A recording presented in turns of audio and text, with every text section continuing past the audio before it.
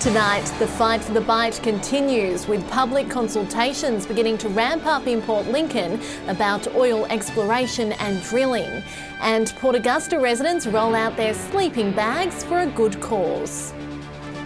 This is Southern Cross News with Abby Donaldson. Good evening. Public consultations are beginning to ramp up in Port Lincoln about oil exploration and drilling in the Great Australian Bight. A range of agencies want to inform the public and are urging the community to have their say. Offshore exploration for oil and gas in the Great Australian Bight isn't anything new. It was interesting to note that the Australian government, the DIIS, gave us some maps about where the exploration has happened in the past. Already 12 wells being drilled in the Great Australian Bight. So there's been exploration activity on and off in the Great Australian Bight actually since back in the 60s. And the Australian government is keen to continue tapping into new oil opportunities. Australia is almost the largest exporter of LNG now in the world. Minister Canavan commented earlier in the year that he is quite keen to see particularly some more oil discoveries and some more oil production in Australia. With the newest bid in the Bight from Equinor and the potential for thousands of jobs to be created, the federal government and the independent regulator NOPSEMA have been working hard to keep local regions informed about the processes involved. But we're also interested, of course, in hearing what the community has to say, and we've been encouraging people to certainly raise their concerns. The public's knowledge of offshore drilling and exploration continues to grow, and local communities will have the chance to gain further insight into both the risks and opportunities with public forums and drop-in sessions in the coming weeks. I've got to encourage anybody that wants to know a little bit more about this, wants to assess the risks, wants to understand how the Australian government and then the regulator manage these things. So anyone that's interested, I encourage them to go and have a look. A public meeting will be held at the Nautilus Arts Centre on August 13. Casey Trelaw, Southern Cross News. A Port Pirie man charged with the murder of 49-year-old Rory Elliott has had his case in court adjourned. The prosecution asked for the matter of Matthew Lolite to be rescheduled for a later date as they analyse the findings of a post-mortem report. It's alleged that Mr Lolite murdered the victim after an altercation between the two at Tolowi Beach earlier this year. He will face the Port Augusta Magistrates Court again in October. Whyalla Council and police will continue working together to help reduce crime in the city. Despite a recent spate of incidents, both bodies have reassured residents the Steel City is a safe place to live. Concerns about crime in Whyalla last month caught the attention of Whyalla Council. Councillors agreed to hold a forum with police and community leaders to bring the situation under control. They've met face to face, with both sides pleased with the outcomes. Great feedback and some results that now we can compile to produce a bit of a framework and a roadmap going forward. Perception and reality are two different things. People have a reason to feel safe in this community. We've certainly got some work to do in some areas. But Mr Cowley says there's no immediate solutions. He also says state government bodies will also be part of the plan going forward. There's a number of agencies from the state government and councils involved in this process as well that are all working together. Despite the concerns, police are at pains to point out that the city is relatively safe. Inspector Hubbard says there's been 2 consecutive years of crime reduction in the city, but for crime rates to fall further, he's asking residents to be proactive and report any criminal activity they see. It's really with the help of the community, by giving us information, by calling Crime Stoppers on 1800 333 000, that we actually do solve crime. John Hunt, Southern Cross News. A recovery mission this morning finally saw the stranded boat on Port Lincoln's foreshore towed back out to sea. The beached yacht was left stranded in the shallows after a dramatic rescue mission to pull the owner to safety in last week's wild weather. But today the owner was finally able to return his yacht to sea. A lot of people from left, right and centre. Too many to mention. They do it for nothing. It's a very good spirit here in this town. Yeah. And of course there is the SES and the police who are involved and a lot of people. Sea Coal Fisheries helped with the operation, where they waited for a high tide in order to float the boat. A 41-year-old Port Pirie man has been arrested following a traffic stop in Risdon Park. Around 1:30 yesterday morning, the man was pulled over for riding a bike without a rear light. It's alleged the man became aggressive towards police officers, who then located a modified balaclava, 2 screwdrivers, a pair of gloves and scissors in the man's possession. Police are urging the public to report any suspicious behaviour immediately. Whyalla Police have released the rego details of 2 cars stolen earlier this week. At 10 a.m. on Monday, a white Toyota Hilux with the rego WIH063 was stolen from halfway up Mount Laura. 2 hours later, a house on McLennan Avenue was broken into, with thieves stealing a 2011 Hyundai i40 registered S809AOG. Anyone with information should call Crime Stoppers. Still to come tonight, a new mural paying tribute to a Port Pirie icon. And Port Augusta residents roll out their sleeping bags at the local railway station for a good cause. Bank SA is calling for an incentive program to lure migrants to rural and regional SA. It comes after a report yesterday showed over 80% of new migrants were settling in Melbourne and Sydney. In contrast, Adelaide and regional SA were attracting just 10,000 new people to our state at a rate of 0.6%. Peter Panners says there needs to be a more even distribution of migrants, including in our regions, and believes enticements may help. Attracting skilled migrants, facilitating more small business to start here in South Australia and in regional towns. The federal government is reportedly considering new conditions on skilled migrants' visas that'll force them to go to country areas. A cardiac rehabilitation program aimed at preventing future heart attacks for patients living in remote areas of the state is proving to save lives, and it has regional heart attack survivors urging others to get on board. It's a heart-stopping wake-up call no one wants to experience. Ian Robertson from Port Broughton was rushed to the local hospital on the 20th of March this year after suffering his first heart attack. Mild heart attack, and then had another mild heart attack while I was in the hospital and got medevac to Flinders Medical. The CATCH program aims to reduce the chances of a second heart attack or dying from heart disease. Being able to do is offer cardiac rehabilitation to anyone in country South Australia who has access to a phone. A team of medical professionals call patients on a weekly basis for 7 weeks, with follow-up phone calls throughout the year. A program of 6 half-hour sessions where they provide information on exactly what has happened for that particular patient. Dietitian and the pharmacist, and just to talk about exercise and medication and my diet, and woke me up, and I haven't had a cigarette for 4.5 months, and that's all part of the help program. The program is already saving lives. If I had a problem, all I had to do was phone up. They were only a phone call away all the time. Rachel Nell, Southern Cross News. The Whyalla Brass Band has a reason to blow their own trumpet after being named State Band of the Year.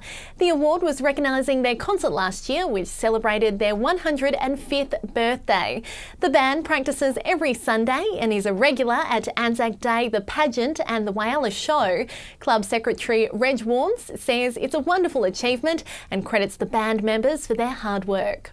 Without a solid team effort and, completely being organised and, more importantly, wanting to be involved and do it, we wouldn't get there.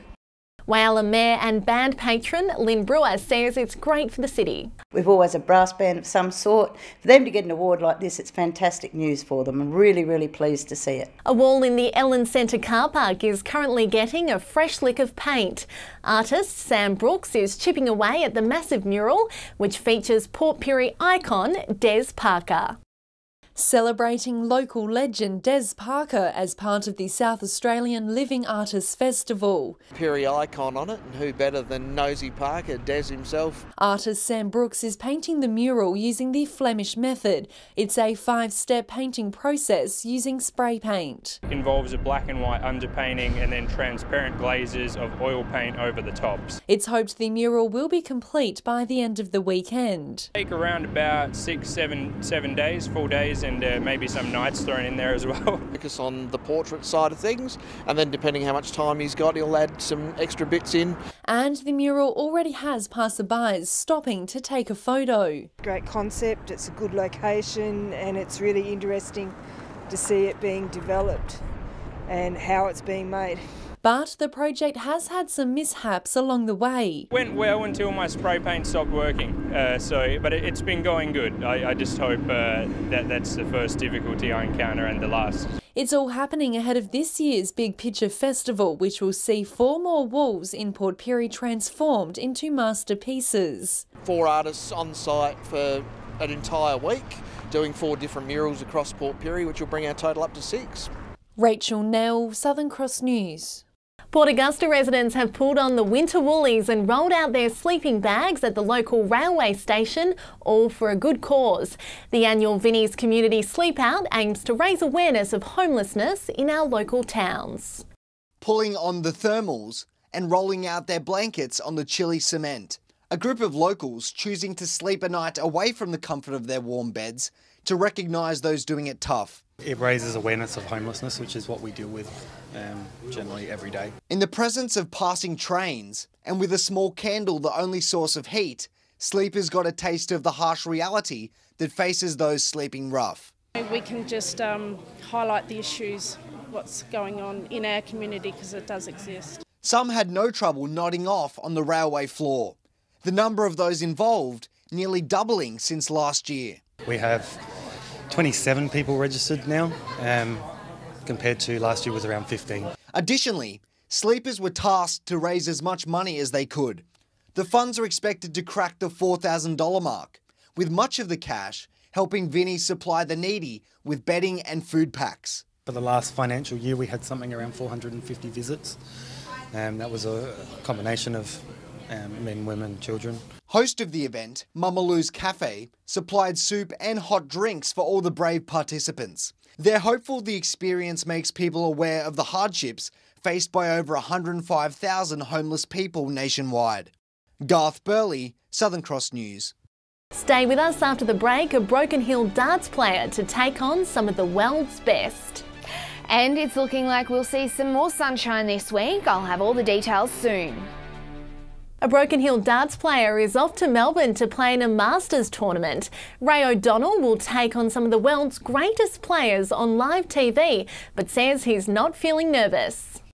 Getting some last-minute practice in at the Broken Hill Workies Club before taking to the stage at Melbourne's Hisense Arena. It really doesn't worry me, as long as I get up there, enjoy it and take every moment as I can and enjoy the experience. It's been a busy 6 months for Ray. Since February, he's been travelling around the country on the Australian Pro Darts Tour. While a tournament win has eluded him for now, he's made plenty of quarter and semi-finals. My goal was to get in the top 10. I achieved that in 2 rounds and 2 events. I finished 5 and 6, and in the third one I finished 15th, which was pretty great effort. Ray is very grateful for the support he's received in getting to some of these faraway tournaments, the most recent being held in Hobart. I've had a bit of help from Marama that helped with some flights, and Team Misfits, which is run by Greg Walsh.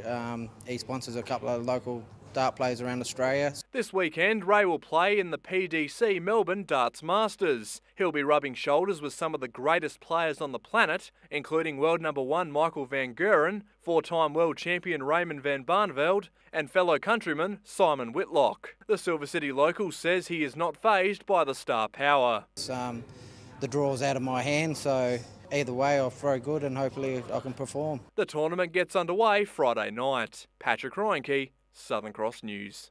And it's time now for this week's Fuel Watch. Here's Pat. It's been a bit of a mixed bag at the Bowser this week. Some prices are up, some are down, and others have stayed the same. Starting with unleaded, and Port Lincoln is the only one to see a major change. The price has dropped by 4 cents and is now hovering around $1.44. Wyler has gone down by a cent or so to sit on $1.47. Port Augusta is 6 cents cheaper. Port Pirie and Kadina are both seeing red, but their prices haven't gone up by much, still on $1.43 and $45.